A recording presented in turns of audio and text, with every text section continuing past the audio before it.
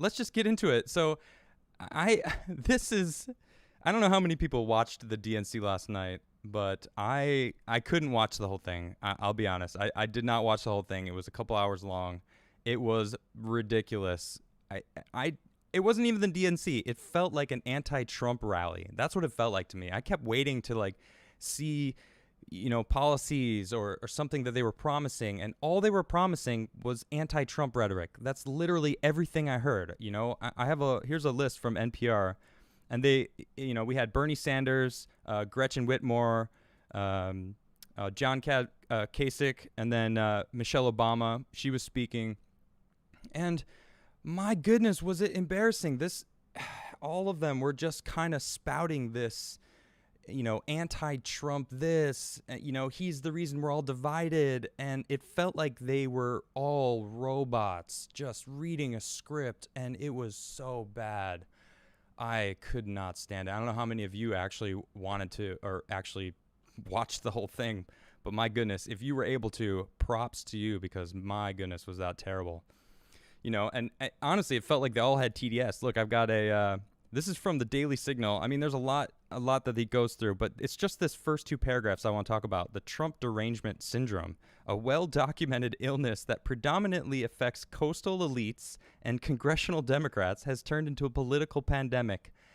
Yes, very well put. It is the reflexive refusal to agree with any position that President Donald Trump takes, regardless of merit. In a time of national emergency, this contagion is particularly dangerous. That's what it felt like. That's what the DNC was the whole time, was just this cringy, anti-Trump going, and it was nuts. One thing I actually noticed was Andrew Cuomo came out and he was spouting how amazing he's done on the New York situation with COVID. And my goodness, I have so much to say about that, about how terrible of a job he's done. Like I was reporting the entire time with Tim. We were constantly talking about COVID for months there, and it was just like, Andrew, come on. I know you killed a bunch of people. I know you put a bunch of people in nursing homes and they ended up dying from it. I mean, the new number, I guess, is like 10,000. I don't have an actual number. I know it's over 7,000. So it's embarrassing. And it turns out today he's going to release a book about his coronavirus leadership. I saw this article and I just started laughing. Oh my goodness. I was cracking up. Look at this. Leadership lessons from the COVID-19 pandemic. Chapter 1. Get rid of all the sick people and the old people so that, once you get over the mountain, as he puts it, we made it over the mountain. It's like, that's great leadership. Thanks for your leadership, Cuomo. Yeah, appreciate you. There's this other thing that was happening. Check this out. This is from Brandon Straka. He actually was just texting me because he's got a walkaway campaign. He's going across the country, and I would love to be a part of it, because I don't know if you know this about me. I'm a Trump supporter now. I like the president. I think he's great. And here he's responding to a bunch of people that were basically doing a walk away from Republican, trying to basically mimic what he's doing. And they were trying to make it seem like it's not true. Like it's all fake. Here, Robbie Starbucks says the Democratic National Convention is now ripping off Brandon Straka's walk away movement by pretending there's a bunch of Trump voters who left and became Democrats. What a joke. And then he responds by saying, there's thousands of videos from all sorts of people leaving the toxic party. And, it was bugging me every time I heard them say that it wasn't really going on, because I'm proof of it.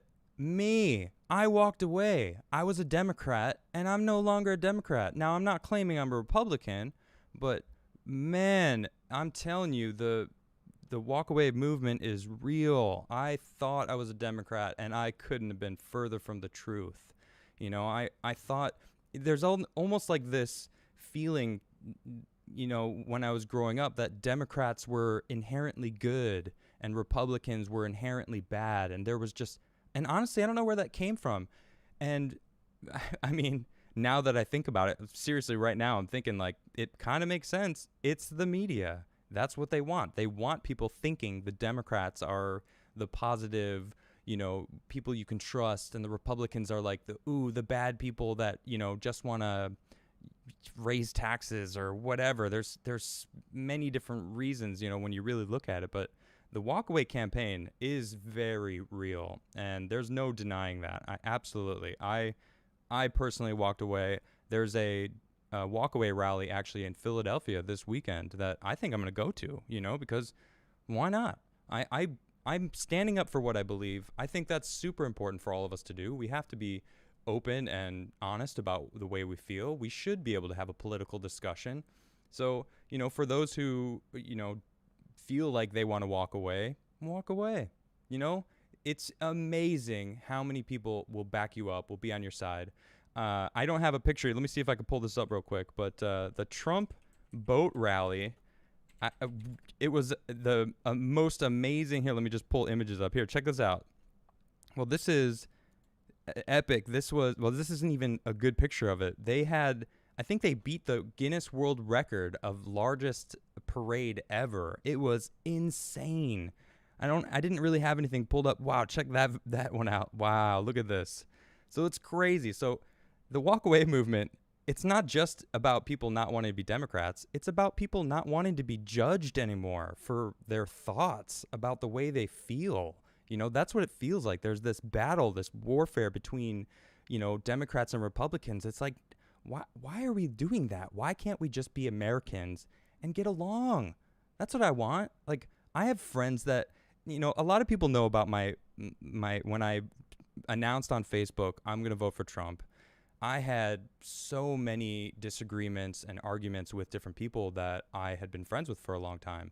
And it was like something switched in their brains that because I'm suddenly voting for Trump, my morals were gone, or I am suddenly a racist, or any of these things. They just instantly started treating me that way. And it's like, that is clear proof to me that there's TDS. The TDS is real out there, because for them to just let go of all of that history that we have built, for me to suddenly go, you know what, I'm going to vote for Trump. I think I'm going to support the president because I actually like his policies that he's putting forward. And still to this day, people are trying to convince me and, try to talk politics with me. And it's not, I'm not losing those friends, but there's certain people that were just ridiculous, angry, and attacking me. And that's not okay. Like, I'm an American. I want everyone to be happy. Everybody. I think no matter who's alive, you matter. Doesn't matter. If you need a color, that's an issue. I think everybody matters. And I think most people believe that too. So I think the walkaway campaign is very real. I'm a part of it. So, this DNC, man, oh, I don't know how many of you watched this. It was embarrassing, and then it got to Michelle Obama spoke, the former first lady. And I don't know, like, I even had a text message from a friend of mine who I don't talk to often. I haven't spoke to him for 5 years, 6 years since I lived in New York last. And it was just a random text message. Hey, what do you think about Michelle's speech? And it's like, you haven't spoken to me in forever. You know that I'm voting Trump. I know you're only trying to be like, she schooled Trump. And it's like, no, she didn't. She's talking about how America's divided, how it's all his fault, and that, for us to take the high road. And it's like, we're taking the high road. The Democrats are the one that are not condemning the violence that Antifa and all these rioters are out there, all the violence that are happening in the cities, the defunding the police is directly tied to the spike of violence that's happening everywhere, and it's terrible. So, all I can think of is like, yeah, I can't wait for Trump to win so this can end, so we can refund the police back to where they were, because crime is a thing, and we do need police to handle that. So I don't know. It's pretty insane. I can't believe that the audacity of what they were saying. The anti-Trump rally that I saw, and it's going on what for? Let's see, we got Tuesday night. Let's see who. Oh, okay. AOC is going to speak. Bill Clinton's speaking tonight. Jill Biden's speaking tonight. So that should be a yawn fest. And then like this guy, I can't believe. I mean, that's a whole nother subject that we can get into. But I'll be honest, I don't want to lose my channel before I even start off the ground. So I'm not going to touch that. I know there's a lot I could say, but I'll be honest. I'm surprised that they are letting him speak tonight because there's some controversy about that man, and I'm not okay with it. You know, okay, so Wednesday we got Nancy Pelosi. I'm going to pull up some popcorn for that one. My goodness. Hillary Clinton's going to speak. Elizabeth Warren, Barack Obama, Kamala Harris, she's going to speak. The just named vice. Well, great. Finally, we get to actually hear from the nominees. My goodness. So Thursday we got Cory Booker, Pete Buttigieg, and then they're still saying the presumptive nominee. What is going on with this? I don't understand. Is he the nominee or isn't he? Presumptive still?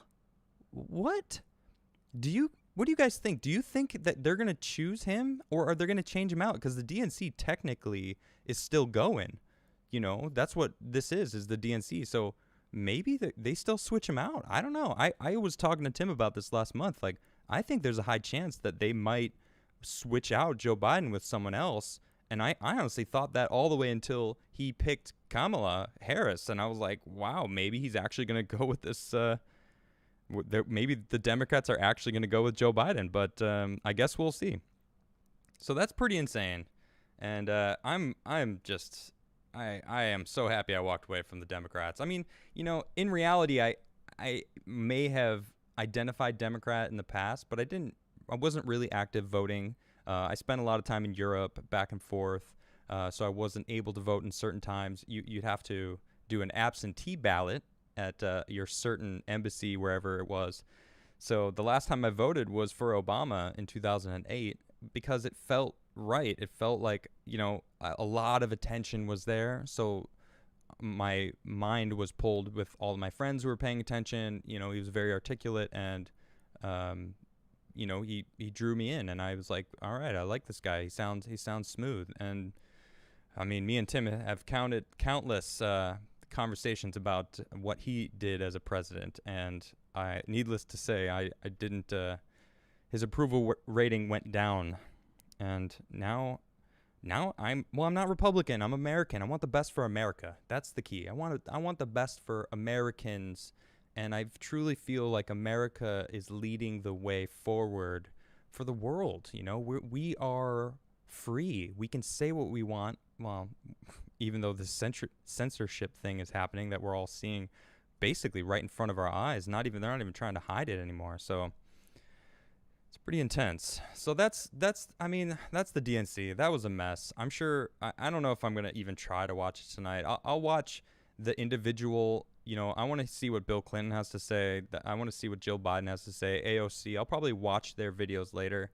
I guess their videos aren't doing very well. I saw what Tim was saying about it, and their YouTube channel is like gotten no traffic at all. So it really feels like no one cares about the DNC anymore. The Democrats. It's like the walk away movement is very real, and we're gonna see what happens this fall.